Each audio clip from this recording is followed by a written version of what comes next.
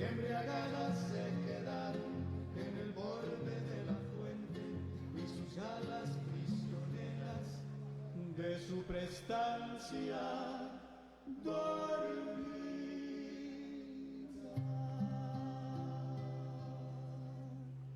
Brotó cantando a la vida el azul de sus ojeras, dos azules mariposas.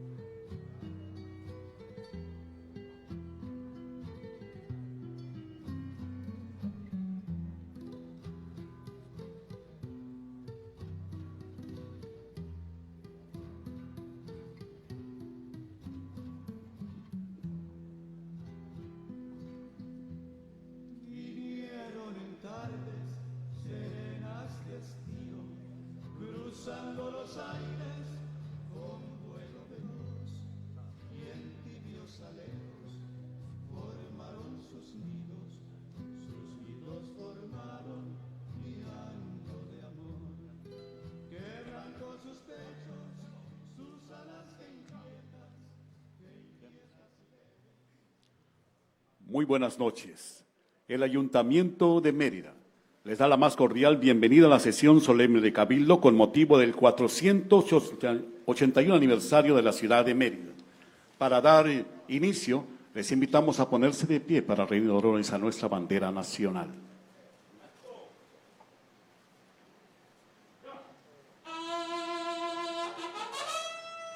Atención, firmes, ya.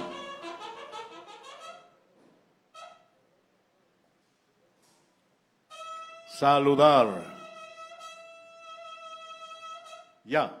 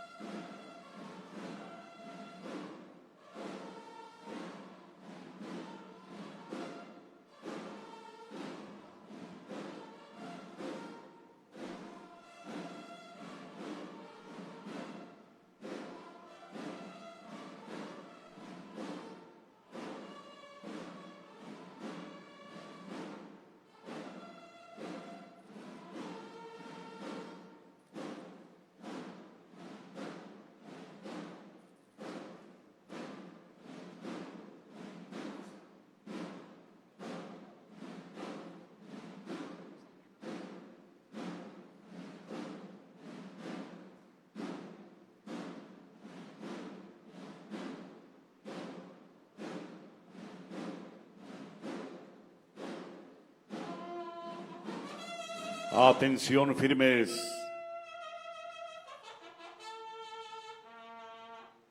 Ya.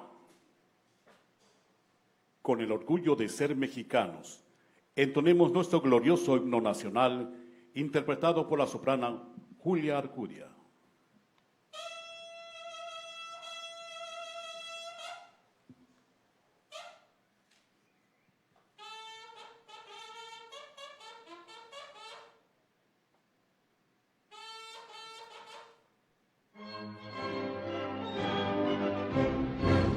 Mexicanos al grito de guerra, el acero aprestad y el bridón, y retiemblen sus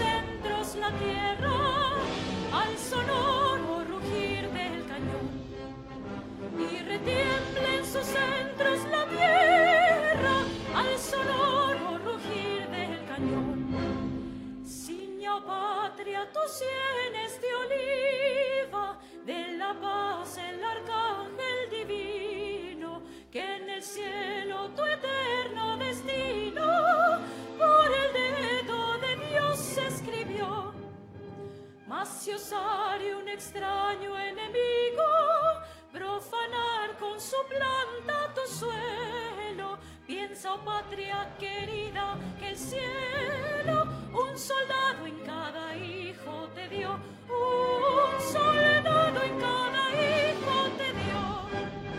Mexicanos al grito de guerra, el acero aprestad y el bridón, y retiembla en sus centros la tierra al sonoro rugir del cañón. Y retiembla en sus centros la tierra al sonoro rugir del cañón. Patria, patria, tus hijos te juran exhalar en tus aras su aliento, si el clarín con su bélico acento nos convoca a lidiar con valor. Para ti las guirnaldas de oliva, un recuerdo para ellos de gloria, un laurel para ti de victoria, un sepulcro para ellos de honor, un sepulcro para ellos de honor. Mexicanos al grito de guerra, el acero aprestad y el bridón, y retiembla en sus centros la tierra al sonoro rugir del cañón. Y retiembla en sus centros la tierra al sonoro rugir del cañón.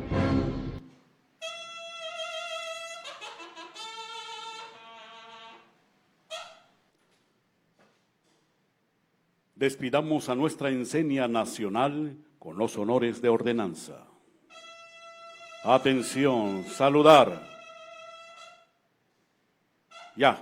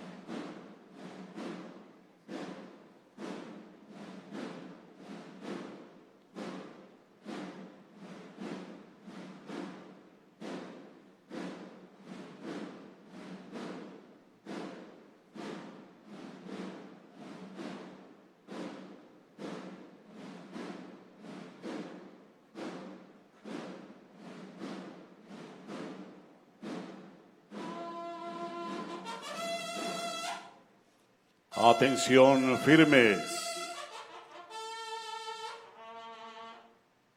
Ya.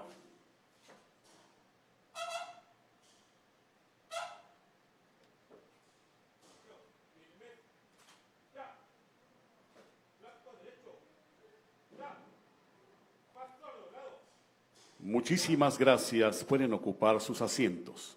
Agradecemos la participación de la escolta de bandera y banda de guerra de la Policía Municipal de Mérida.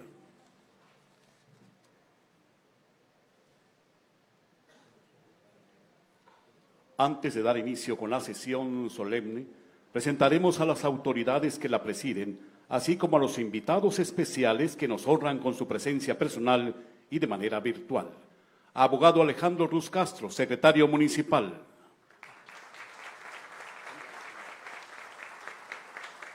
Licenciada Diana Canto Moreno, síndica municipal.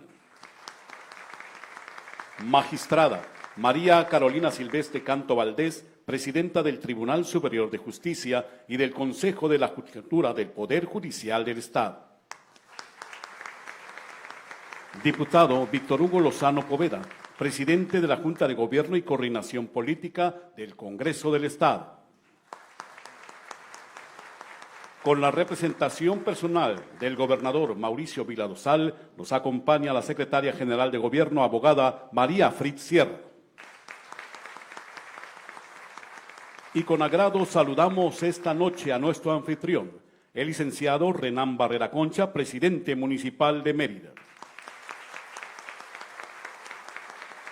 Asimismo, saludamos la presencia de las regidoras y regidores, contadora pública Hilda Paulina Peniche Rodríguez, maestro Álvaro Cetina Puerto, licenciada Gabriela Vaqueiro Valencia, maestro Rafael Rodríguez Méndez, doctora en Derecho Celia María Rivas Rodríguez, biólogo Raúl Escalante Aguilar, licenciada Liz Patrón Correa,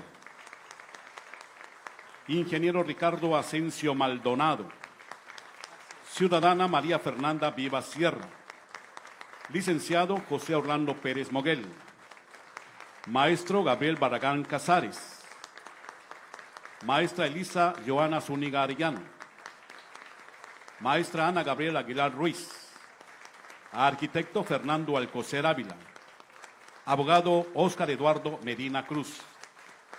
Muchísimas gracias. De manera especial saludamos la presencia de la presidenta del DIF municipal, maestra Diana Castillo Laviado.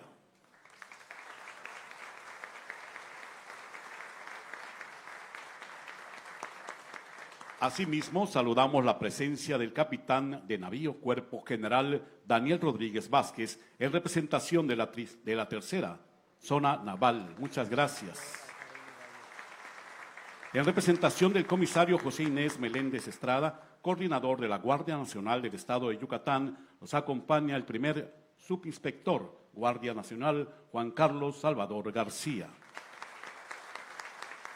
En representación de la 32ª Zona Militar nos acompaña el mayor de zapadores, Lino Lira Santos, jefe de la sección de personal, abastecimiento y ayudantía del 7º Batallón de Ingenieros de Combate.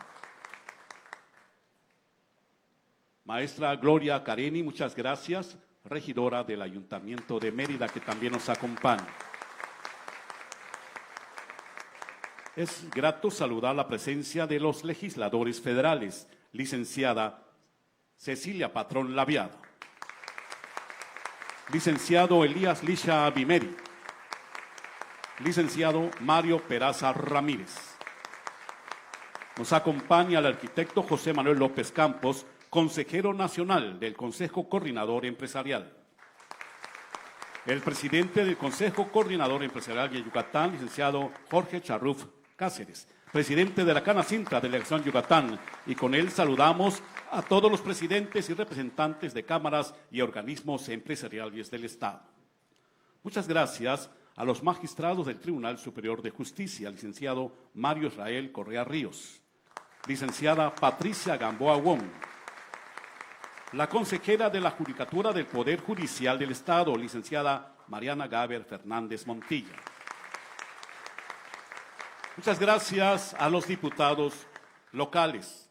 Nos acompaña la licenciada Karen Achacha Ramírez, maestra Carla Salazar Ramírez, Manuelita Cocón Bolio, Dafne López Osorio, gracias diputada, licenciado Eric Rijani González.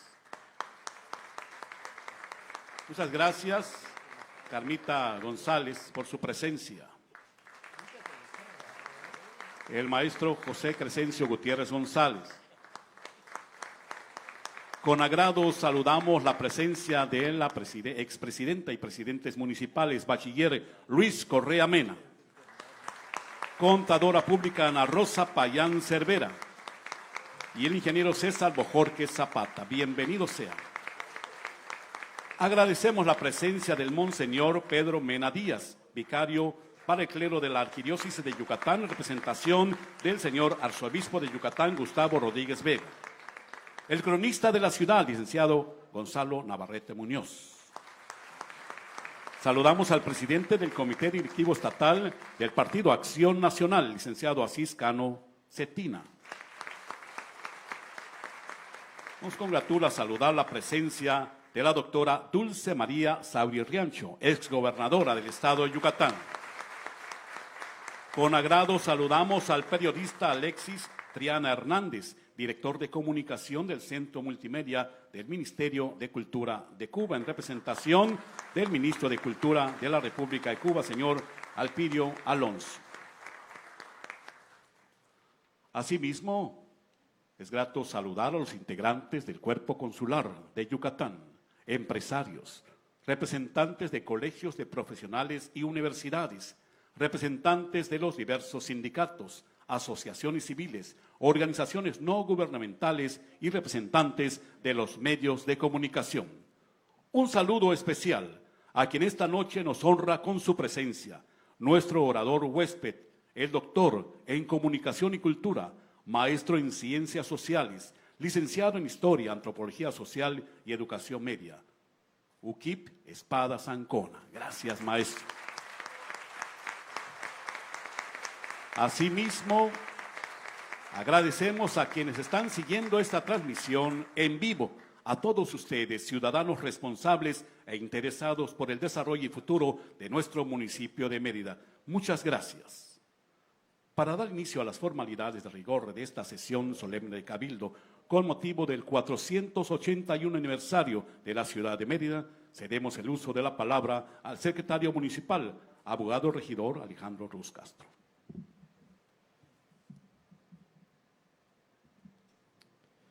Muy buenas noches. Antes de dar inicio a la presente sesión solemne de Cabildo, me complace darle la bienvenida al ciudadano presidente municipal, licenciado Renán Barrera Concha, a nuestro distinguido orador huésped, a los representantes de los poderes ejecutivo, legislativo y judicial, a los regidores y regidoras, a los invitados especiales, así como a todos los ciudadanos aquí presentes y a quienes siguen la transmisión a través de las diferentes plataformas que con el favor de su asistencia dan relevancia a esta ceremonia. Sean todos bienvenidos. A continuación, con fundamento en el artículo 61, párrafo primero de la Ley de Gobierno de los Municipios del Estado de Yucatán, daré lectura al orden del día conforme al cual se desarrollará la presente sesión solemne de Cabildo. Como primer punto, lectura del orden del día. Segundo punto, lista de asistencia. Tercer punto, declaración de la existencia del quórum legal. Cuarto punto, asuntos motivo de la sesión solemne. Inciso A, lectura del acta de la fundación de la ciudad de Mérida. Inciso B, presentación del orador huésped, el doctor en Comunicación y Cultura, maestro en Ciencias Sociales y licenciado en Historia, Antropología Social y Educación Media, el distinguido ciudadano UKIP Espadas Ancona. Inciso C, intervención del orador huésped. Inciso D, entrega de reconocimiento por parte del Honorable Ayuntamiento 2021-2024 a nuestro orador huésped. Inciso E, mensaje que dirigirá el presidente municipal, el licenciado Renán Alberto Barrera Concha. Como quinto punto, clausura de la sesión. Habiendo dado cumplimiento al primer punto del orden del día, con fundamento en lo dispuesto en el artículo 52, fracción segunda, del Reglamento de Gobierno Interior del Ayuntamiento de Mérida, pasaré lista de asistencia en cumplimiento del segundo punto. Renán Alberto Barrera Concha. Diana Mercedes Canto Moreno. Alejandro Iván Ruz Castro, presente. Hilda Paulina Peniche Rodríguez. Álvaro Cetina Puerto. María Gabriela Vaqueiro Valencia. Rafael Rodríguez Méndez. Celia María Rivas Rodríguez. Raúl Fernando Escalante Aguilar. Alice Adriana Patrón Correa. Ricardo Eligio de Jesús Asensio Maldonado. María Fernanda Vivas Sierra. José Orlando Pérez Moguel. Gloria Careni Valle Ricalde. Gabriel Barragán Casares. Elisa Joana Zúñiga Arellano. Ana Gabriela Aguilar Ruiz. Fernando José Alcocer Ávila. Óscar Eduardo Medina Cruz. En razón de contar con los 19 regidores que integran este honorable cabildo y en cumplimiento del punto tercero del orden del día, solicito atentamente al ciudadano presidente municipal declare legalmente instalado el cabildo del Ayuntamiento de Mérida para celebrar la presente sesión solemne. Tiene usted el uso de la voz, señor presidente.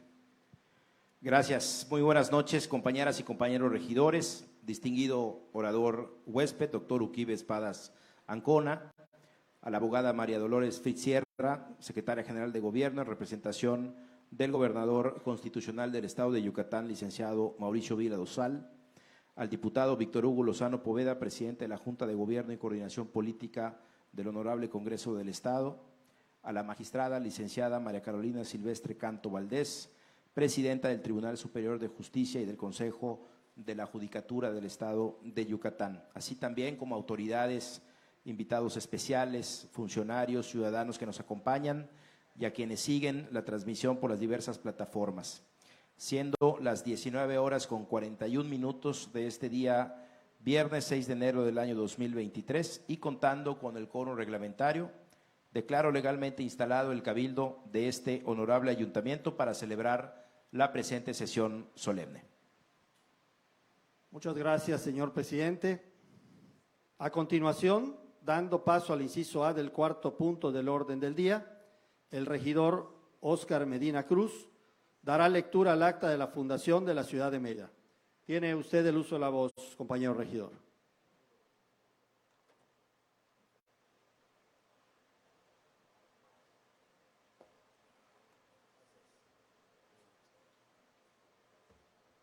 Buenas noches a todos.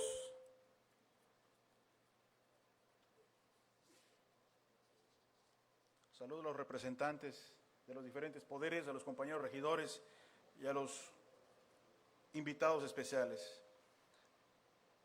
Acta de fundación. En la provincia de Quepeche, a los 6 días del mes de enero del año 1542, yo, don Francisco de Montejo, teniente de gobernador y justicia, mayor repartidor y capitán general de estas provincias de Yucatán, Cozumel, por su majestad, digo que por cuanto el ilustre señor, el adelantado, don Francisco de Montejo, gobernador y justicia mayor en ellas, con sus poderes, me hubo enviado a ellas para conquistar y pacificar, así como poblarlas de cristianos, ciudades, villas y lugares, aquellas que al servicio de Dios y de su majestad viere que conviene, y por después de venido, efectuado lo que me fue mandado, conquisté y pacifiqué la provincia de Campeche y Acanul, y en ella, a donde mejor me pareció convenía, hice y poblé una villa, que se llama la Villa de San Francisco, y edifiqué la iglesia de Nuestra Señora de la Concepción, según más largo se contiene en el libro de Cabildo, que en la dicha villa hice, quiero, usando de los dichos poderes que para ello tengo, y porque así me fue mandado por el ilustre señor adelantado, por una instrucción suya firmada de su nombre, poblar, edificar una ciudad de 100 vecinos, a la cual fundo y hago honor y reverencia de Nuestra Señora de la Encarnación, y la dicha ciudad le doy por nombre a tal, la ciudad de Mérida, que nuestro Señor guarde para su santo servicio por largos tiempos, con protestación que hago, que sea el servicio de Dios nuestro Señor y de su majestad, o al bien de los naturales, viere que conviene mudarla, con parecer de dicho señor gobernador y señores del cabildo, pero se ha visto no caer en mal caso ni caer en ninguna pena, porque mi intención es buena y santa.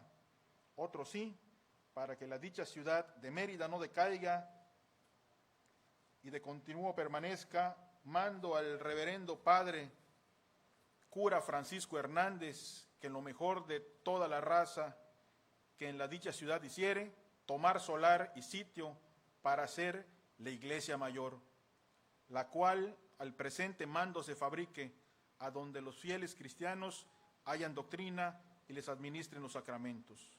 Y le doy por apellido Nuestra Señora de la Encarnación, la cual tomo por abogada para que de continuo me dé gracia, ensanche su santa fe católica, como para que tenga debajo de su guarda y amparo la dicha ciudad de Mérida y a los cristianos que en ella morarán. Otro sí, para que la dicha ciudad de Mérida sea bien gobernada y en justicia mantenido. Usando de los dichos poderes que para ello tengo, hago justicia. Alcaldes, regidores a los siguientes: Jorge Villagómez, Francisco de Bracamonte, Francisco de Cieza, Gonzalo Méndez, Juan de Urrutia, Luis Díaz, Hernando de Aguilar, Pedro Galeano, Francisco de Berrio, Pedro Díaz, Pedro Costilla, Alonso Arévalo, Gaspar Pacheco y Alonso Reynoso. Alcaldes, en nombre de su majestad, recibí juramento en forma de vida de derecho, después de haber dicho sí juro y amén. Juraron de usar y ejercer bien y fielmente el oficio de alcaldes ordinarios, y que por amor ni desamor, dádivas ni promesas, no dejarán indefensa la ejecución de la justicia. Antes, como buenos alcaldes y ejecutores, ejecutarán las blasfemias contra Dios y sus santos, abreviarán pleitos a las viudas y pobres, y a los otros demandantes y reindefendientes harán justicia, y guardo leyes y pragmáticas de su majestad, y su consejo de letrado para los tales casos fuere menester, tomarán asesor para que les encaminen derecho.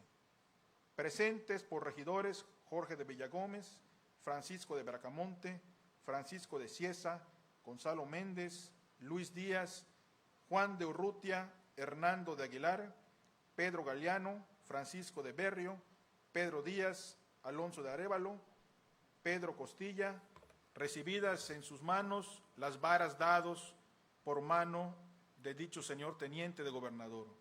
Se hizo con todas las demás solemnidad de derecho, sin haber en ello contradicción alguna.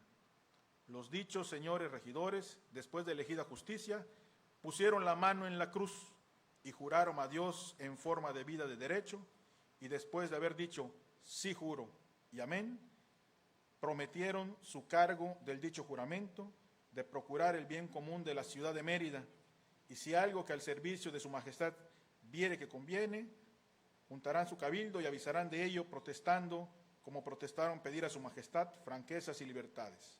Así, para aumentar este cabildo como para el gobierno de la dicha ciudad, lo cual todo pasó mes y años susodicho, por ante mí, el dicho escribano, los cuales firmaron aquí sus nombres juntamente con el señor teniente don Francisco de Montejo, Gaspar Pacheco, Alonso de Reynoso, Jorge de Villagómez, Francisco de Bracamonte, Francisco de Cieza, Luis Díaz, Gonzalo Méndez, Juan de Urrutia, Hernando de Aguilar, Pedro Galeano, Francisco de Berrio, Pedro Díaz de Monjivar, Alonso de Arévalo y Pedro Costilla. Esta fue el acta de fundación. Muchas gracias.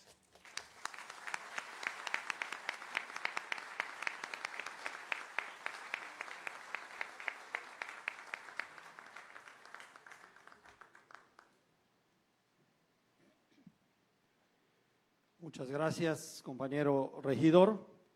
Pasando al inciso B del cuarto punto del orden del día, el regidor Álvaro Cetina Puerto dará lectura a la presentación de nuestro distinguido orador huésped.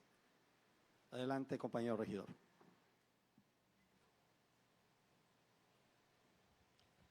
Con su venia, señor alcalde, buenas noches, compañeras y compañeros regidores, regidora síndico municipal, meridanas y meridanos que nos acompañan en este recinto, meridanas y meridanos que nos sintonizan a través de los diferentes medios digitales dispuestos para ello.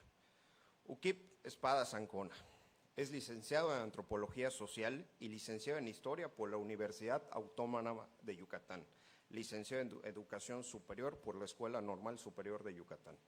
Cuenta con maestría en Ciencias Sociales por la Escuela Normal Superior de Yucatán y maestría en Antropología Social por el Centro de Investigaciones y Estudios Superiores en Antropología Social. También tiene un diplomado de estudios avanzados en comunicación y cultura y un doctorado en comunicación y cultura, ambos de la Universidad de Sevilla. Militó desde su juventud en varias organizaciones de izquierda. Fue miembro del Partido Comunista Mexicano de 1979 hasta su fusión en el Partido Socialista Unificado de México en 1981, del Partido Mexicano Socialista de 1987 a 1989 y en el Partido de la Revolución Democrática desde 1989. En el Comité Ejecutivo Nacional del PRD fue subsecretario de Acción Electoral de 1995 a 1996 y de Formación Política de 1996 a 1997. Asimismo, fue asesor de las fracciones perredistas en los congresos de Campeche y Quintana Roo. Fue elegido diputado federal suplente en 2 ocasiones, de 1988 a 1991 y de 1997 a 2000. En ninguna de las 2 ocasiones llegó a asumir la titularidad de la curul. En el año 2000 fue elegido diputado federal por la vía plurinominal a la 58ª legislatura que concluyó en 2003, en la que fue presidente de la Comisión Especial para la Reforma del Estado e integrante de la Comisión de Puntos Constitucionales. En 2007 renunció al Partido de la Revolución Democrática y no volvió a militar en otro partido político. Desde 1992 es profesor e investigador del Instituto Nacional de Antropología e Historia, actualmente con licencia por desempeñarse como consejero del INE. El 22 de julio del 2020, la Cámara de Diputados lo eligió consejero del Instituto Nacional Electoral para el periodo del 27 de julio del 2020 al 26 de julio del 2029. Es cuanto, secretario.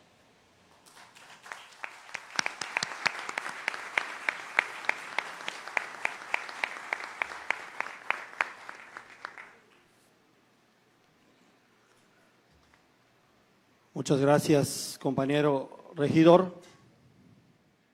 A continuación, con el fin de dar cumplimiento al inciso C del 4º punto del orden del día y de conformidad con lo aprobado mediante acuerdo de Cabildo de fecha 19 de diciembre de 2022, el doctor en Comunicación y Cultura, maestro en Ciencias Sociales y licenciado en Historia, Antropología Social y Educación Media, el distinguido orador Huésped, le pido se sirva pasar al estrado en su calidad de orador para que nos dirija unas palabras.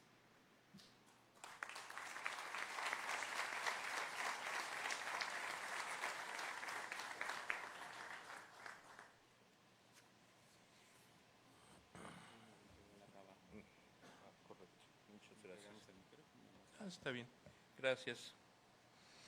Bueno, sin duda quiero iniciar mi intervención agradeciendo al Cabildo esta invitación que verdaderamente me honra. Esta es mi ciudad y en consecuencia realmente es un gran placer estar acá.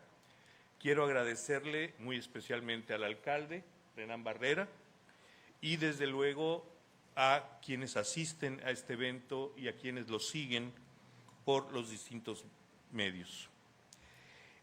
Quiero también hacer una advertencia. Cuando Irving Berlin me hizo llegar la invitación para esta sesión del Cabildo para hablar de Mérida y la democracia, hombre, la acepté sin dudar mucho, francamente, pero tengo que ser sincero, la acepté también un poco a la ligera, sin darme cuenta especialmente de algo de lo que me percaté poco después de haber aceptado esta invitación. Y es que estos 2 temas, Mérida y la democracia, son 2 cosas extraordinariamente personales para mí. Mérida es el espacio en el que crecí una parte de mi infancia y mi juventud temprana, y la democracia fue la lucha a la que me dediqué desde que a los 15 años me afilié al Partido Comunista Mexicano, una decisión que tomé sin saber muy claramente cuáles eran sus implicaciones, pero que al día de hoy celebro como una de las más importantes para mí. Entonces, bien, no puedo evitar hablar de momentos vivenciales, de esa juventud temprana que por haber tenido lugar en los años 70 y 80 coincide en mucho temporalmente con los años en los que en esta ciudad, con especial enjundia, con especial intensidad, las ciudadanas y ciudadanos luchamos por lograr para nuestro país una democracia electoral plena. Y bueno, esta visión de un chamaco que se inicia en la militancia socialista, en una sociedad, entonces como ahora, profundamente conservadora, marca sin lugar a dudas mi visión de lo que fueron para nosotros, para los meridanos, iba yo a decir emeritense, pero eso ya me dijo alguien que es para los españoles, que nosotros somos meridanos, en fin. Y bueno, esos años me parece que fueron fundamentales en mi existencia, fueron años también muy significativos en la historia de nuestro Estado y nuestro país. Hay que empezar también diciendo que Yucatán es, en efecto, o sea, de verdad es así, la tierra que no se parece a ninguna otra. No lo digo necesariamente señalando un mérito, solo digo que es así. Y es así especialmente si miramos a ese país vecino que se llama México y del cual formamos parte hace algunos siglos, 2 para ser exactos. A ver, somos una región distinta, tenemos una región distinta por muy diversas razones que no viene al caso mencionar, pero que tiene especial importancia en relación a las 3 revoluciones mexicanas, la independencia, la reforma y la revolución. Sin lugar a dudas, Yucatán se vio fuertemente afectado en el sentido más amplio del término por estos movimientos, pero eso no quiere decir que se hayan vivido de manera comparable a la del resto de México. Recordemos que fue justamente el cabildo de esta ciudad quien recibió la independencia de México, que venía en un mensajero a lomo de caballo, que entregó su notificación al cabildo, el cabildo la recibió y la vida siguió más o menos como había venido siendo en los siglos anteriores. Evidentemente con las diferencias que tienen que ver directamente con la relación de dominio español que cesaron de existir. La única revolución autóctona de Yucatán fue la Guerra de Castas, que es una revolución que fracasó, que fue aplastada, y en consecuencia la estructura de nuestra sociedad, la historia de nuestra sociedad, la manera como nos relacionamos, encuentra diferencias muy importantes con la del resto del país. Y también en otros aspectos. En muchos sentidos, la historia política contemporánea de Yucatán empieza en 1938, cuando, tras más de un mes de estancia en Yucatán, el general Lázaro Cárdenas, a la sazón presidente de la República, impone finalmente la reforma agraria y se rompe con estructuras económicas especialmente muy viejas, y el Estado en su conjunto y la sociedad en su conjunto entran en una dinámica diferente a la que se había vivido en el pasado. Es la primera vez que la élite económica yucateca ve sus bases económicas afectadas estructuralmente y su posición política pasar a condiciones de sujeción a los poderes nacionales en las que no se había encontrado antes. Y a partir de allá se conforman 2 grandes bloques, 2 bloques sociales, un bloque, digamos, oficialista popular, el bloque formado al calor de la reforma agraria, con una gran fortaleza fuera de la ciudad de Mérida, y un bloque popular conservador. Esto es una cosa que desde la izquierda nos resultaba muy interesante, porque era muy difícil de entender cómo lo popular y lo conservador podían venir juntos. Pero bueno, este bloque popular conservador que se refugia una vez más principalmente en la ciudad de Mérida. Esta estructura marcará las décadas posteriores. Algún exgobernador decía: Yucatán es priista, Mérida es panista, más allá de los partidos políticos específicos, que fueron esos a lo largo de 80 años, lo cierto es que existían acá dos bloques sociales. Y esto me parece marcará la disputa política por el poder, que no es un pleonasmo, porque podemos hablar de otro tipo de disputas por el poder que no se dieron acá. Sí, Yucatán no tuvo una disputa armada por el poder, pero que se desarrolló consistentemente a lo largo de décadas entre estos dos bloques. Esto puede adelantar un poco la explicación de por qué para mí, como militante socialista, era importantísimo entender a la sociedad meridana. Desde el Partido Comunista, después desde el Partido Socialista, Mérida era un misterio difícil de resolver. ¿Por qué los pobres decidían votar por quienes, en nuestra concepción, defendían intereses que les eran totalmente opuestos? Esto fue durante muchos años una preocupación académica que en mi caso, como en el de muchos jóvenes de aquella época, pues lo académico venía muy estrechamente vinculado a lo político. Tratar de militar políticamente en la izquierda de aquellos años, especialmente en ciertas condiciones, obligaba a tratar de entender. Y bueno, en los años siguientes desarrollé denodados esfuerzos por entender por qué a esa bola de pobres les daba en la ciudad de Mérida por andar votando masivamente por el PAN. A eso dediqué mi primera tesis de licenciatura, que tengo que confesar que me satisfizo, pero que a la larga no sé si fue buena. Tengo mis dudas, nadie me la ha plagiado, lo cual no habla bien de ella.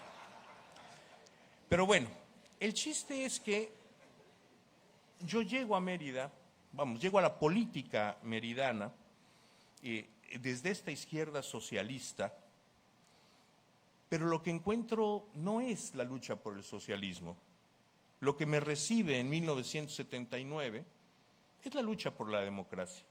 El país estaba en esas. Tras la enorme crisis de legitimidad que se produjo cuando en 1976 el Partido Revolucionario Institucional compitió solo, legalmente solo, para la presidencia de la República. Informalmente compitió también Valentín Campa Salazar, pero sus votos no fueron registrados. Y la respuesta del presidente José López Portillo, al encontrar que obtuvo el 96% de los votos, pues no fue un gran festejo de la victoria arrolladora que su partido había tenido, sino entender que aquella votación era una alerta naranja para el sistema político mexicano y para la legitimidad del Estado. Desde esa posición, la posición de un estadista, hay que decirlo, López Portillo toma la decisión de hacer una reforma política de gran calado, es así de gran calado, y encomienda la tarea a su secretario de Gobernación, Jesús Reyes Heroles. Cuando yo ingreso al PC, este partido acaba de competir por primera vez legalmente en más de 50 años, y era justamente en el contexto de este primer gran avance a la democracia, después de las luchas revolucionarias de principios del siglo XX y de diversas crisis a las que este sistema tuvo que enfrentar y a las cuales no me referiré en este momento. Pero bueno, desde la perspectiva de lo que veo en Mérida en estos años, a ver, otra vez las advertencias. Yo soy un partidócrata declarado, no concibo la existencia de una democracia sin diversidad partidista y sin competencia entre partidos políticos adversarios. Esa es la pluralidad y me parece que su concreción en la disputa política a través de partidos es el camino idóneo para la solución del permanente conflicto que significa la disputa por el poder desde perspectivas sociales y colectivas distintas. Pero bueno, el chiste es que, en ese sentido, y en tanto que soy partidócrata, para mí la competencia electoral en Yucatán ha sido siempre un factor que he considerado relevante y me parece que con el paso de las décadas se ha demostrado así. Hay que decir que, a diferencia de otros lugares, el PAN yucateco, que fue durante décadas la única oposición viable, el PAN yucateco nació como Huitzilopochtli, grande, adulto y violento, tirando sables a derecha e izquierda y compitiendo elecciones en una época en que la oposición no competía en las elecciones. La oposición iba a las elecciones a perderla, por cierto, lo sabíamos, íbamos a esas elecciones a perderla. El chiste, por lo menos desde la izquierda en general, el panismo tenía otras perspectivas dependiendo de los estados, pero nosotros íbamos a elecciones a perderlas para construir a futuro, porque la elección que sabíamos que podíamos ganar no era esa, ni la de 6 años después, ni la de 12 años después. Nosotros estábamos pensando, hombre, la realidad nos exigía ese mínimo de racionalidad, estábamos pensando en una lucha de mediano y largo plazo. Para el PAN no era así. El PAN nace competitivo en Yucatán. El PAN nace competitivo en Yucatán, entre otras cosas, porque forma parte, es la expresión política, nace concretándose como la expresión política de este bloque popular conservador ampliamente mayoritario en la ciudad de Mérida. De forma tal que cuando este muchacho recién entrado al Partido Comunista encuentra los procesos electorales directamente existentes, pues entiende, ahí aprendí que defender la democracia para mí significaba defender un sistema justo, un sistema adecuado, un sistema debido y que invariablemente traía resultados desfavorables para nosotros en esta ciudad.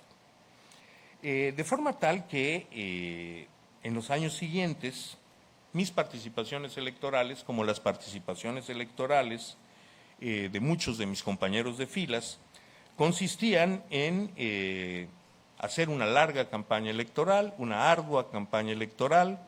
El coche que me regalaron mis papás en 1981, un Volkswagen del 74, pues ahí perdió una parte muy importante de su vida, en épocas en que a nadie le pagaban nada, es decir, se había que poner gasolina para ir a Sotuta a hacer la precampaña, para endilgarle al profesor Carrillo una vez más la candidatura a diputado o alcalde del partido, pues había que juntar unos centavos entre los que íbamos a ir, llenar con nuestro propio dinero los cubos de engrudo hecho con sosa cáustica para poder hacer las pegas de una vez y no tener que volver a Sotuta de nuevo. Bueno, eso lo pagábamos nosotros.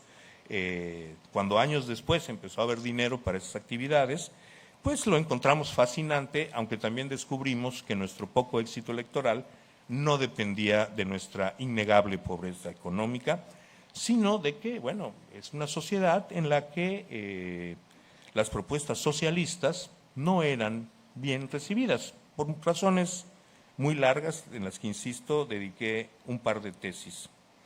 Pero bueno, esos momentos de lucha, es decir, estar 3 días antes de las elecciones, terminando de repartir nombramientos de representantes de casilla, levantándose muy temprano, si acaso habíamos podido dormir el mero día de la elección, cuidar casillas hasta las 7 u 8 de la mañana, como era en aquellos años, para rescatar de la urna 2 votos para el PSUM y sostener a nuestros representantes en las casillas, exigiendo que los votos se contaran, exigiendo que las actas se llenaran y exigiendo que a cada representante de partido se le entregara su acta para defender los votos y esto fue parte de los aprendizajes, que no eran votos de su partido, sino votos que expresaban la voluntad política de ciudadanos y ciudadanas.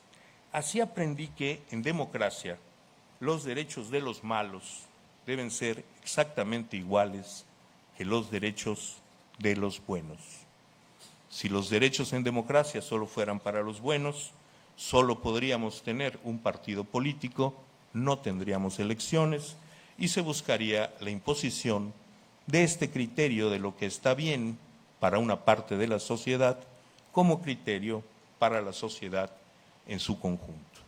La pluralidad, el reconocimiento de la legitimidad de quienes no piensan como yo, pero tienen más votos que yo, es una parte fundamental de asumir lo que la democracia representa para el país, para los militantes de las distintas corrientes políticas y, en última instancia, para nuestra convivencia como sociedad.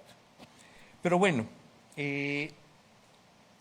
sobre esta base, muchos socialistas de aquellos años adquirimos un verdadero compromiso democrático.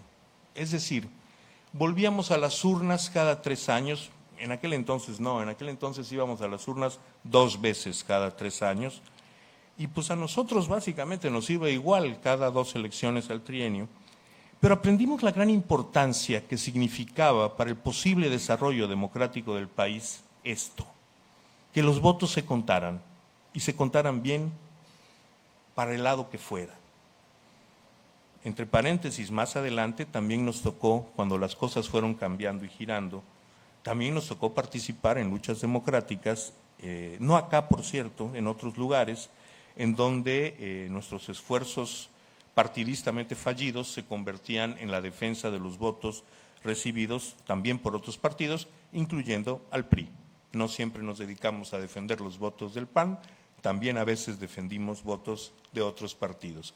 Y bueno, en posteriores momentos, finalmente, nos tocó defender nuestros propios votos y nuestras victorias cuando éstas empezaron a suceder muy destacadamente a partir de 1997 en la Ciudad de México. Pero bueno, eso fue después. Antes, mi vida, como decía yo, seguía aquí en Mérida y era yo testigo de cosas muy importantes. Mérida se volvió en los años 70, pero sobre todo en los años 80 y 90, un espacio para la rebeldía democrática. Esto no era nuevo, había habido importantes movilizaciones sociales en los años recientes. Recuerdo muy claramente protestas campesinas en el centro de la ciudad a principios de los años 70 que yo no entendía bien, pero que llamaba poderosamente la atención. Recuerdo las protestas que tuvieron lugar a partir del asesinato de Efraín Calderón Lara y las marchas en las que, una vez incorporado a la militancia política, participábamos cada año, aunque cada año éramos menos, por cierto. Y finalmente fue un espacio, esta rebeldía democrática fue la que dio espacio a las campañas opositoras chicas y grandes. Nosotros tuvimos algunas campañas importantes en el oriente del estado. Aquí en Mérida la polarización era invariablemente entre el PRI y el PAN, en un sistema que no era el sistema electoral que tenemos y que exigía la vigilancia y el cuidado de las casillas. Y así fuimos transitando, llegó 1987, 1988 en Mérida empezó en 1987, me explico. 1988 venía una elección presidencial que se ofrecía muy compleja, como efectivamente fue, muy intensa. Y las movilizaciones en torno a esto empezaron acá, en 1987. En 1987 el PAN tuvo un cierre de campaña en el Parque de la Mejorada, que en aquellos años era su parque. ¿Sigue siendo así? Bien. Sí, bueno, el de nosotros en aquellos años era el Eulogio Rosado, era el que a veces podíamos medio llenar. No, no es cierto, nunca lo llenamos, pero repartíamos propaganda intensamente porque era, eso sigue siendo así al día de hoy, era una parada muy importante de camiones, entonces podía uno estar con contacto con mucha gente. Pero bueno, en 1987, en su cierre de campaña, que se hizo en el Parque de la Mejorada, en lo cual ya era bastante indicativo. A ver, el Parque de la Mejorada, un parque de media hectárea, para nosotros era un parque gigantesco, pero para un partido que para entonces ya había gobernado la ciudad de Mérida, era un parque más bien chiquito. Entonces, bueno, con prudencia, Acción Nacional escogió hacer su cierre de campaña, de la campaña de gobernador. La elección fue en noviembre, el mitin habrá sido a mediados de noviembre, y tuvieron un mitin realmente modesto, con muy poca participación. Sin embargo, pocas semanas después, llegó aquí Manuel Cloutier, que intentó comprar espacios en radio y televisión y que le fueron negados. Y en consecuencia inició una campaña nacional para exigir la apertura de los medios de comunicación. El eslogan del Partido Revolucionario Institucional en esa campaña presidencial era que hable México. Y entonces Cloutier y Acción Nacional organizaron una marcha del silencio con tapabocas que decían que hable México. Y esa marcha llenó este centro de nuestra ciudad con lo que en aquel momento estimamos habían sido no menos de 10,000 personas que transitaban del Parque de San Juan a la Mejorada, y que para sorpresa de propios y extraños llenó las calles de forma tal que a Mejorada no habían terminado de llegar quienes salieron al frente y todavía no terminaban de salir de San Juan. ¿Fue de San Juan o fue de San Sebastián? Fue San Juan. Y bien, esa marcha del silencio tuvo un gran impacto a nivel nacional. Los medios locales se abrieron a la publicidad del PAN y marcaron una ruta de sublevación electoral que ya no habría de terminar. Yo recuerdo con gran claridad la jornada electoral del 6 de julio, el cierre de las casillas que empezaba en las primeras horas de la tarde y se prolongaba hasta el amanecer del día siguiente. Ese cierre de casillas me tocó en la colonia Vicente Solís. Y yo recuerdo con mucha claridad a las señoras, a las amas de casa, salir a enfrentar a las pick-ups con golpeadores que pretendían robarse las casillas. Se imponían a base de gritos y de arriesgar el cuero a las medidas de adulteración electoral que en aquellos años eran estándar. Esa jornada marcó para mí un momento de total convencimiento. No íbamos a las elecciones a ganarlas para nuestro proyecto político, no nada más. Íbamos a las elecciones, íbamos a perderlas para que en este país, un día cercano, las elecciones fueran ejercicios rutinarios, aburridos, donde nadie tuviera que salir de la casa para defender su voto, donde la gente se enterara muy rápidamente de lo que había ocurrido en las urnas y donde una vez que esto ocurriera, nadie intentara robarse una elección. Y bueno, que nosotros en aquel 6 de julio hubiéramos sacado una cantidad insignificante de votos, no mató aquella satisfacción democrática por estar en las urnas haciendo lo que debíamos hacer en las urnas, cuidar los votos. Después de eso salí con mis barras de achiote, diría Juan Villoro. A ver, Juan Villoro dice que el espíritu yucateco reconoce 3 cristalizaciones de la humanidad, que somos los yucatecos, los que hemos nacido en estas tierras, los que hemos tenido la buenaventura de nacer en estas tierras, los huaches, que son los que no tuvieron tal fortuna, y los yucahuaches, grupo conformado por aquellos yucatecos que en un aciago día envolvieron las barras de achiote y se fueron del estado. Bueno, ese es mi caso. Yo me convertí en yucahuach poco después de la elección del 88. Yo no empaqué barras de achiote, por cierto. Lo que empaqué fue longaniza de Valladolid. Y como el viaje en ADO a Jalapa era un viaje de 20 horas, cuando llegué a Jalapa, al departamento de mi hermana Shail, pues mi ropa ya estaba apestada de longaniza y estuve oliendo a longaniza de Valladolid por el centro de Jalapa durante algo así como 10 días. Afortunadamente había que abrigarse mucho, entonces el fenómeno no era muy notorio. Pero bueno, así salí de Mérida, emprendí otros caminos, emprendí otras luchas, me incorporé a la dirección nacional del PRD y, en fin, mantuve esta trayectoria en la que aprendí, junto con muchos yucatecos, lo que la democracia podía llegar a significar, en donde aprendí a apreciar a mis adversarios políticos, que con no poca frecuencia dejaron de serlo para pasar a ser no solamente personas con las que uno podía convivir, que esa es la normalidad en la democracia, sino incluso amigos y personas bien queridas por quien uno siente un personal respeto y a quienes uno reconoce la legitimidad de sus propias aspiraciones. Aquí a la vista, de manera inmediata, tengo a tres: Ana Rosa, a Luis Correa y a Dulce María Sauri, con quienes en distintos momentos, por cierto, nunca cuando estuvieron en el poder, ahí no me pelaron, pero ya después sí hicimos buenas migas.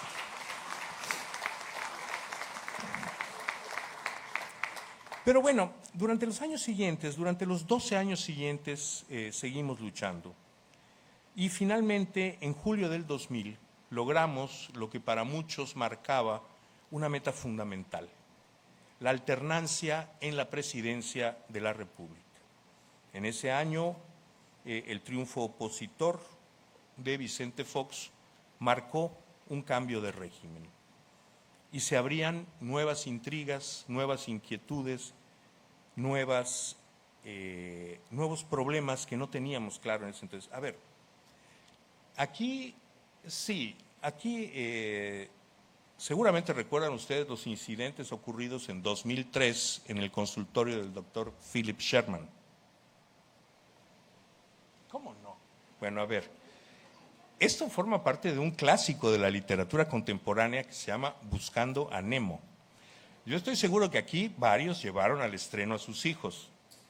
Otros han de haber sido los hijos a los que llevaron al estreno. Pero bueno, el chiste es que ese señor tenía en su consultorio de dentista una pecera de peces marinos, en donde el jefe de la banda, Gil, un pez cirujano que por cierto tenía una charrasca, pues estaba organizando a los peces para escapar del acuario. Y hacen toda una trama y finalmente logran ensuciar el acuario y que el cirujano dentista los pusiera en unas bolsas de plástico para limpiar.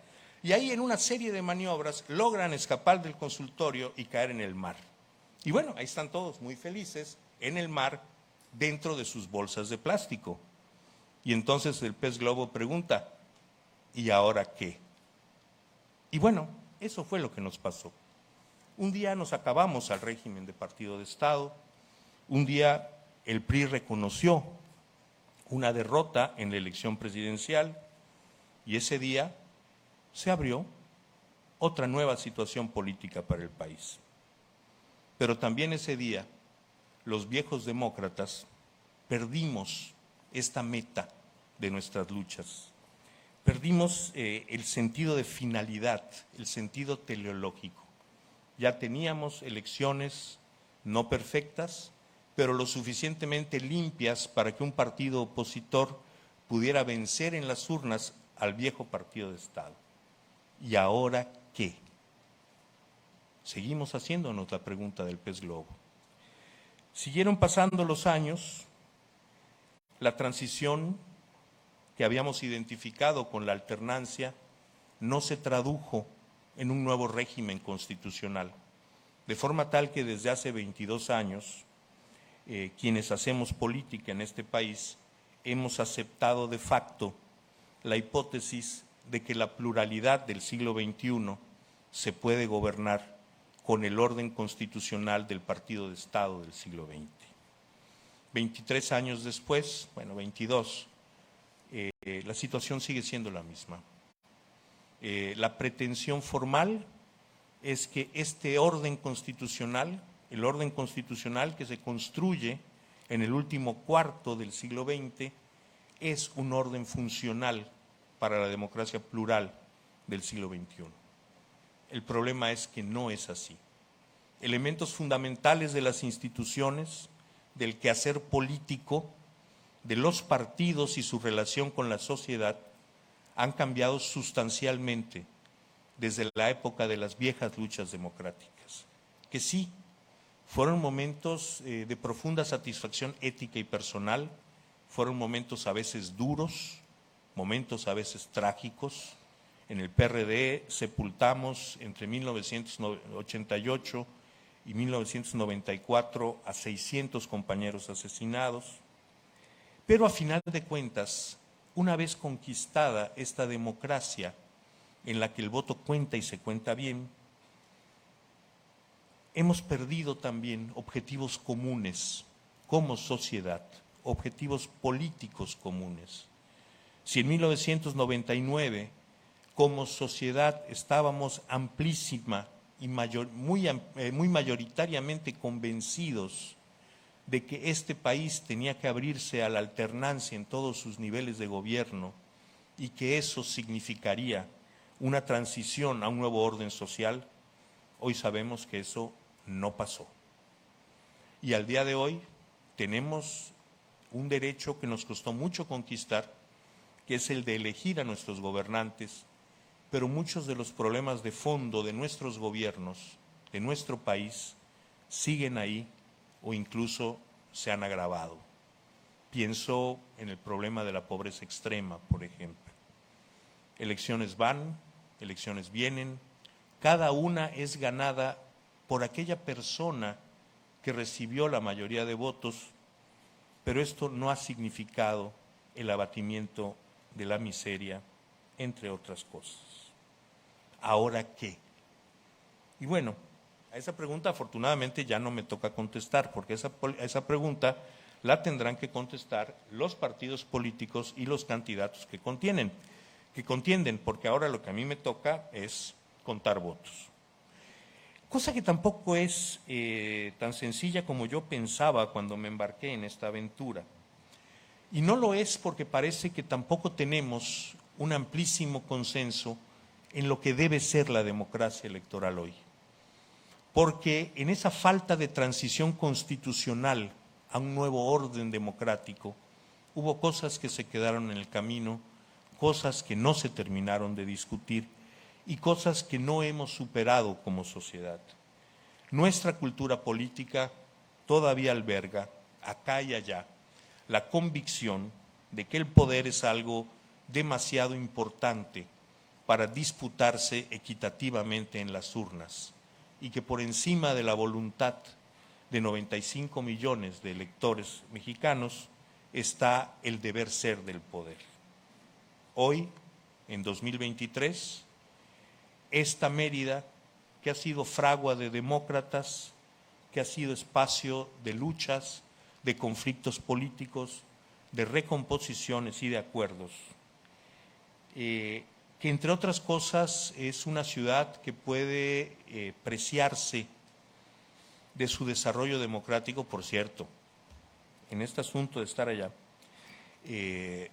cuando quieran ustedes provocar algún watch con el asunto de la democracia, agárrense el índice de desarrollo democrático. De un total de 10,000 puntos, Yucatán tiene en 2021 10,000 puntos. El estado más próximo en el índice es el estado de Hidalgo, con 7,500 puntos, y de ahí para abajo.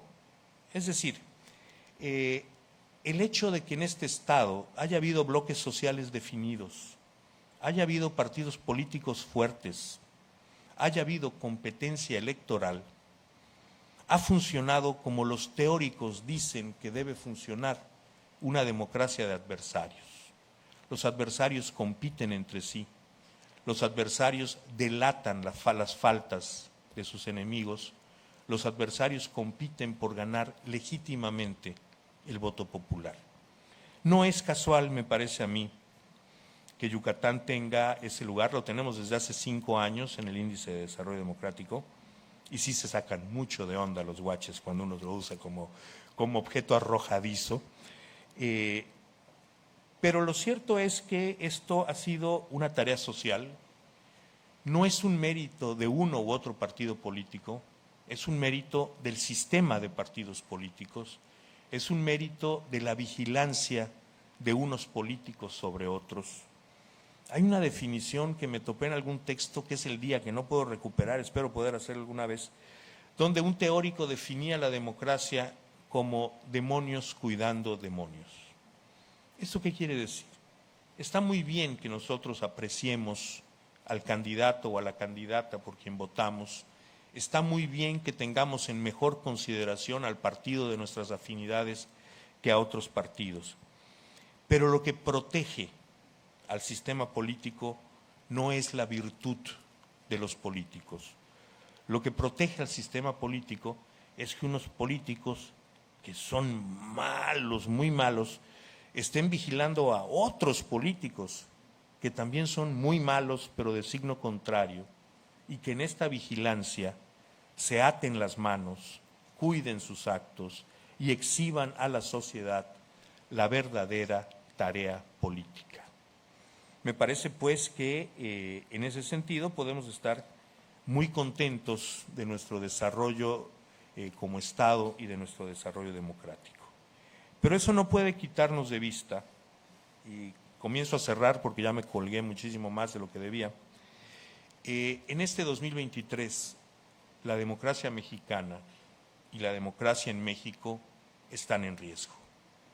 No se puede demoler instituciones políticas, instituciones electorales, no se puede, para decirlo con todas sus letras, no se puede colapsar la estructura electoral del Instituto Nacional Electoral sin generar un enorme riesgo para la integridad de las elecciones que habrán de venir. ¿Qué le toca hacer a Mérida en esta tarea? Hombre, que yo no lo sé, para eso están los partidos políticos, ellos sabrán qué hacer. Yo nada más les cuento que sí tenemos un riesgo real el día de hoy. Que la democracia que dábamos por totalmente conquistada hace 22 años y poco más de un mes, no es una conquista para siempre. Que el alejarse del quehacer político por parte de los ciudadanos daña el desarrollo democrático, que no puede haber una democracia sin involucramiento masivo de la sociedad y que los partidos políticos son el canal idóneo para administrar los conflictos políticos de la sociedad. En 2023, nuestro país y Mérida, como elemento fundamental de las viejas luchas democráticas, enfrentamos nuevos retos. Pero Mérida también enfrenta nuevos retos políticos en el futuro menos próximo.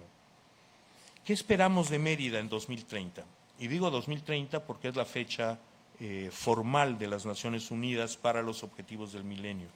Pero 2030 ya está aquí encima, así que es muy difícil creer que en 7 años las cosas van a cambiar radicalmente en un sentido o en otro. ¿Qué queremos para Mérida en 2050? ¿Qué queremos para la Mérida que vivirán de adultos los que están naciendo el día de hoy? Me parece que hay retos de suma importancia. El reto supremo que tenemos para nuestra convivencia social, como ayer fue el de la democracia, es el de limitar la desigualdad.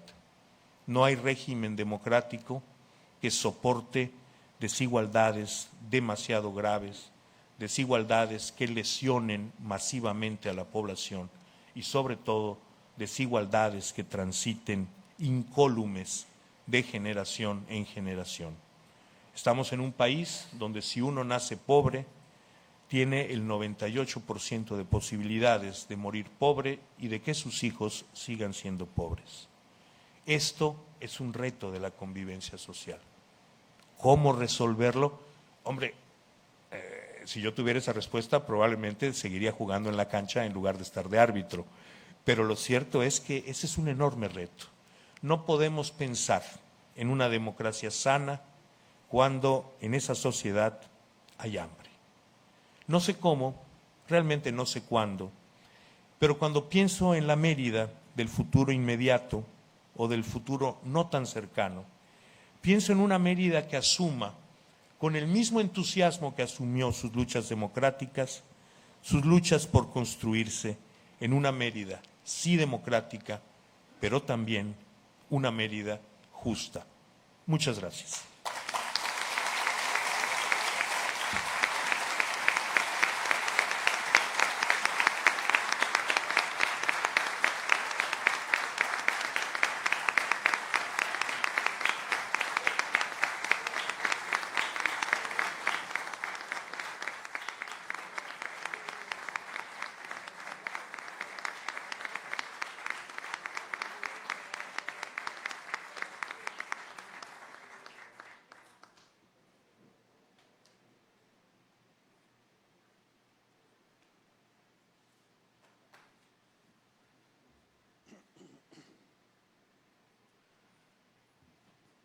Muchas gracias por sus palabras a nuestro distinguido orador huésped y prosiguiendo con el inciso D del cuarto punto del orden del día, el Ayuntamiento de Mérida, por conducto de su presidente municipal, licenciado Renán Barrera Concha, hará entrega de un reconocimiento al distinguido orador huésped.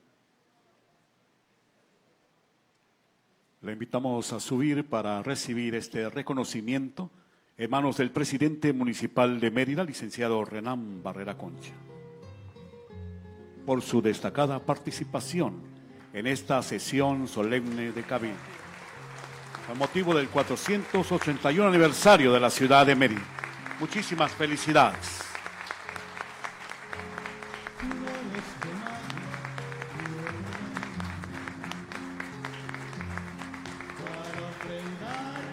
Asimismo, se le entrega una réplica de la cruz atrial, ubicada en la Catedral de San Ildefonso de esta ciudad capital, elaborada por las manos de nuestros artesanos de la comisaría de Tzitía. Muchas felicidades. Enhorabuena.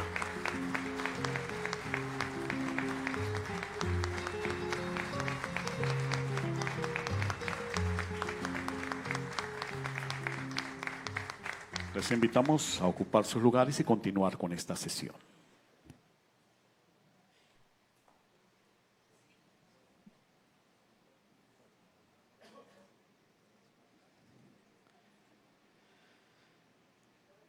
Seguidamente, y en cumplimiento al inciso E del cuarto punto del orden del día, el presidente municipal dirigirá un mensaje con motivo de la presente sesión solemne. Tiene la palabra, señor presidente municipal.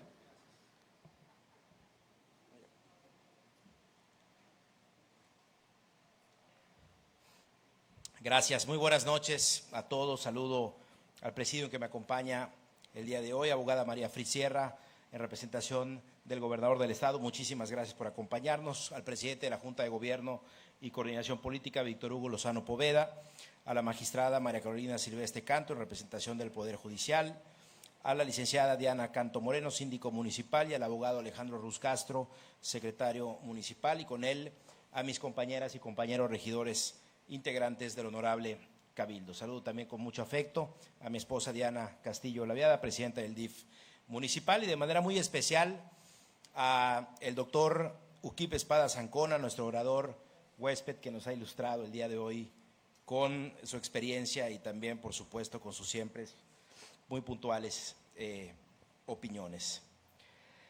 Saludo también a nuestras autoridades militares que están aquí, a nuestro capitán de navío Cuerpo General Daniel Rodríguez, al primer subinspector Juan Carlos Salvador García, al mayor de zapadores Lino Lira Santos, y también expresarles nuestro reconocimiento y nuestra solidaridad por lo acontecido en días pasados en el estado de Sinaloa, nuestro reconocimiento también y un fuerte aplauso y, por supuesto, nuestro mejor deseo de recuperación para las familias.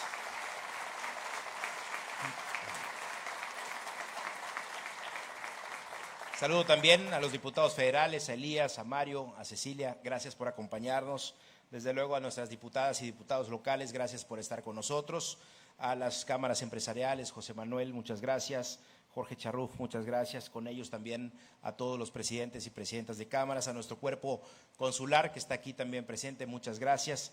Saludo también con mucho afecto al nuevo rector de la Universidad Autónoma de Yucatán, don Carlos Estrada, muchas gracias por acompañarnos, y a los exalcaldes que están aquí presentes, Luis, Ana Rosa, César, gracias de verdad por estar con nosotros. A Monseñor Pedro Mena, en representación del señor arzobispo, muchas gracias. A nuestro cronista Gonzalo Navarrete, a nuestra exgobernadora del estado, Dulce María Sauri, y por supuesto al presidente de mi partido, Asís Cano Cetina. Gracias, empresarios, colegios de profesionales, universidades, representantes de sindicatos, asociaciones civiles y organizaciones no gubernamentales, medios de comunicación, muchas gracias. Amigas y amigos, estamos el día de hoy, como cada año, festejando a la muy noble y muy leal ciudad de Mérida, llamada así idénticamente como aquella que fundó Octavio Augusto en tierras hispalenses y lusitanas. Nuestras ruinas mayas maravillaron como los vestigios de la época romana. Estamos festejando el nacimiento de nuestra ciudad mestiza, fundada hace 481 años por Francisco de Montejo el Mozo, sobre aquellas piedras de otra ciudad completamente maya, cuyos orígenes se remontan unos 10 siglos antes.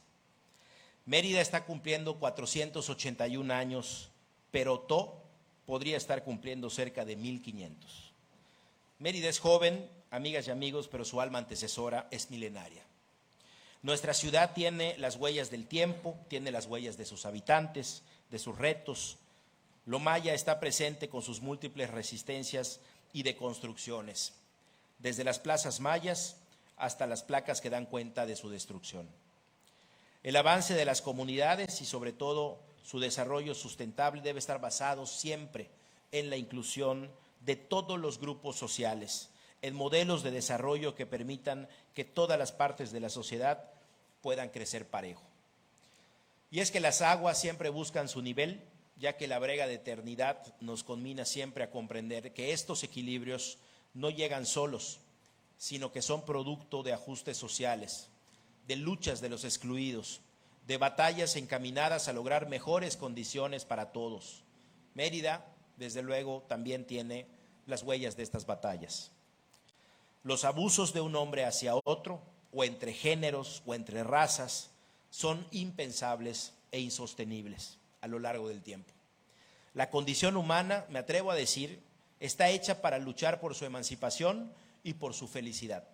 Y también de eso sabemos aquí en nuestra querida Mérida. Desde aquellos sanjuanistas cuya sede estaba en la iglesia de San Juan, que denunciaban la vida injusta de los mayas promoviendo la libertad de expresión y de asociación civil, hasta las luchas feministas por el voto de la mujer, están ampliamente representados en las calles de nuestra ciudad y en los grandes recintos como el Teatro José Peón Contreras.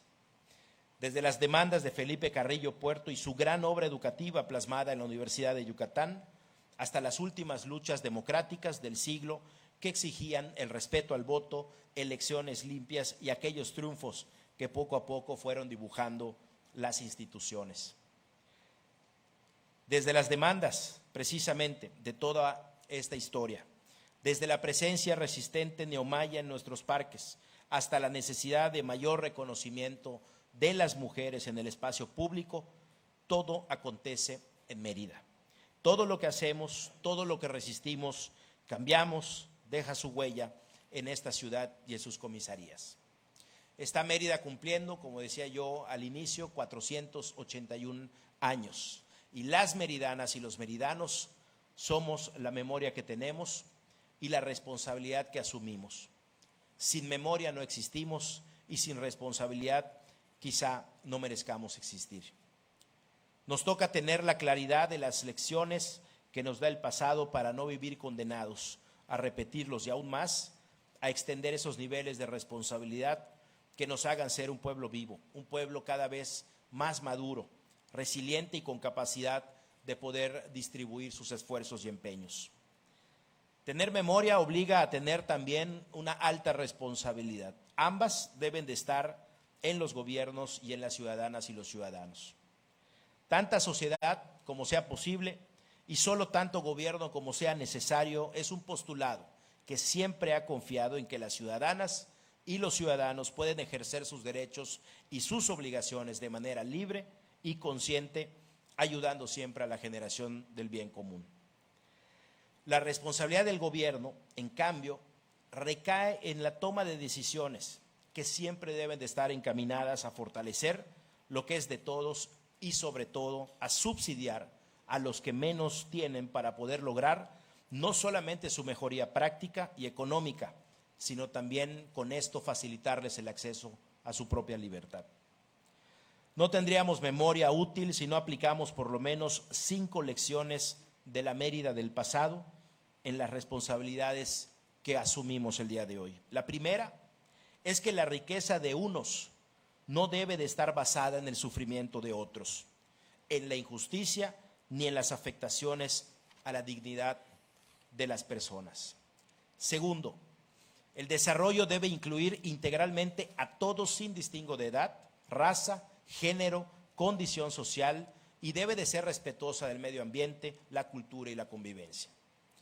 La tercera es que el gobierno y la sociedad deben de hacer esfuerzos adicionales para poder garantizar que los bienes del desarrollo humano lleguen hasta las capas menos favorecidas, brindando posibilidades para sus sueños y también para su libertad. Mérida, nuestra ciudad, amigas y amigos, no puede tejer sus sueños de unos sobre la orfandad de otros. Y ayudar al que lo necesita no debe de ser un elemento de control que disminuya aún más la precaria libertad que busca. Al contrario, la verdadera ayuda es formar a ciudadanas y ciudadanos libres, educados, responsables de sí mismos y no al lucro político de la pobreza, sí a la búsqueda responsable de la felicidad. Como cuarto punto es evitar el dolor humano evitable, que es una obligación que tenemos todos y es un triunfo obligado también de la civilización. En especial, una misión de la política y del gobierno, ya que en los momentos difíciles de la enfermedad o del desamparo, la fragilidad humana requiere abrazos, lugares en donde poder guarecer. No seríamos humanos sin esa compasión y peor sería sin sentirla, sin esa capacidad solidaria, sin esa capacidad de lucha, de indignación y de transformación. Y menos si no creamos instituciones que les brinden seguridad a todas las personas. Y la última, la quinta, es que la ciudad debe también ser un espejo de la diversidad. Mérida es blanca, sí, pero también es verde, es roja, es colorida, es múltiple. En lo diverso siempre está lo total y lo íntegro. En Mérida nunca estaremos completos si no estás tú. Queridas meridanas y meridanos, luego de una pandemia histórica que hemos vivido todos, a la sociedad le compete crear libremente, participar y asumir, y al gobierno municipal nos toca recuperar, equilibrar e innovar para que todos vivamos mejor y podamos crecer parejo a la misma velocidad con menos rezagados.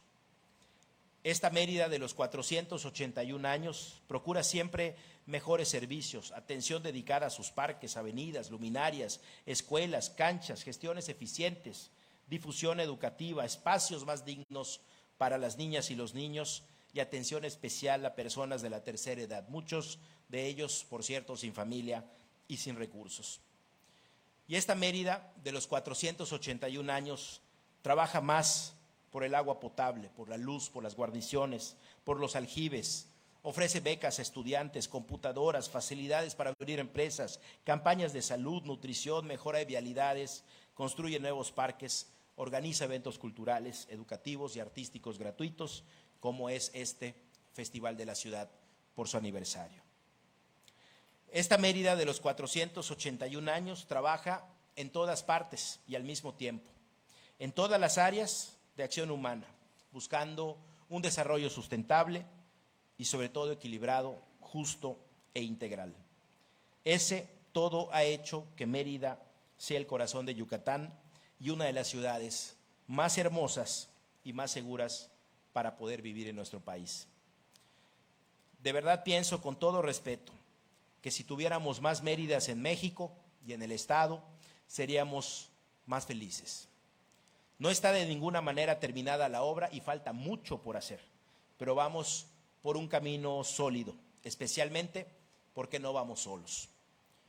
Yo veo en el horizonte que Mérida, las meridanas y los meridanos, sabemos dar gracias a quienes nos heredaron esta memoria y fraguaron nuestra responsabilidad. Así como diría don Silvio Rodríguez, hoy quiero que me perdonen los muertos de mi felicidad.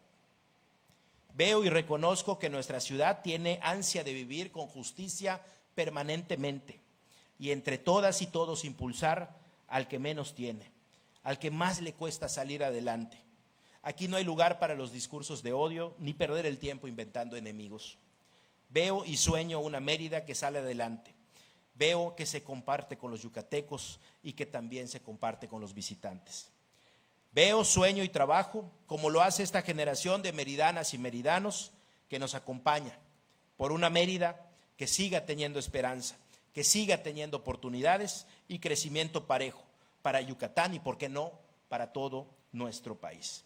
Larga vida para Mérida, las meridanas y los meridanos. Y vida larga a los valores que nos permitieron llegar aquí. Más participación ciudadana, más solidaridad, mayor seguridad y con ello mayor fortaleza social. Más Mérida para todas y para todos. Gracias a la muy noble y leal ciudad de Mérida y gracias por ser cuna y por ser matria. Felices los felices.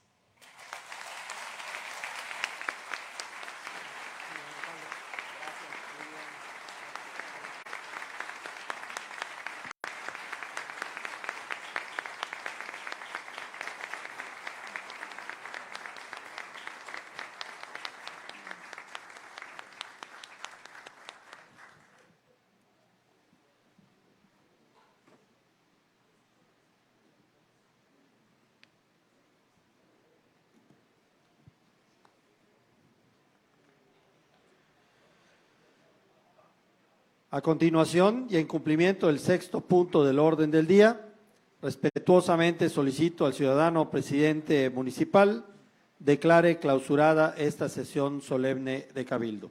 Tiene el uso de la voz nuevamente, señor presidente. Gracias, señor secretario, y de nuevo muchas gracias a todas y a todos por su asistencia esta noche. Agotados todos los puntos del orden del día de la presente sesión solemne de Cabildo, la declaro clausurada siendo las 20 horas con 51 minutos de este propio día, viernes 6 de enero del año 2023. Enhorabuena y muchas gracias.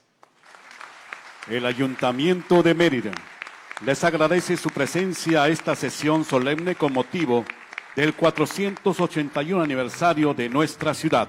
Les deseamos que tengan una excelente noche y a disfrutar del festival de nuestra ciudad.